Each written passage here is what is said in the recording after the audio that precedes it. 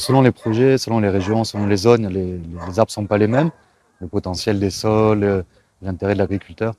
Donc on travaille avec des arbres forestiers, fruitiers, semi-forestiers. Donc en ce moment, donc, il y a une opportunité aussi de développer une plantation de caroubier, donc qui est une culture qui est très adaptée à la diversification et des forêts et de l'agriculture en Tunisie, qui est beaucoup plus résistante au changement climatique, qui consomme moins d'eau et moins d'intrants. Donc c'est une culture qui est moins excessive et donc qui se rapproche des fonctionnements agroécologiques en fait, des écosystèmes.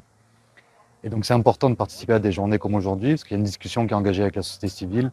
Il y a aussi une action de plaidoyer aussi, donc de conservation aussi des écosystèmes, des semences locales et aussi de la diversité aussi de la richesse forestière en Tunisie.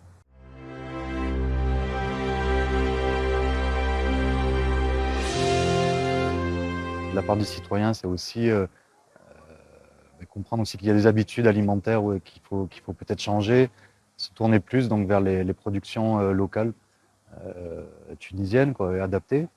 Au niveau de l'agriculteur, c'est aussi c'est de remettre en question un peu le modèle productiviste avec des semences hybrides qui consomment beaucoup d'intrants et qui font finalement qui sont néfastes pour l'environnement. Donc des deux côtés, c'est réconcilier aussi le développement, l'agriculture et l'environnement.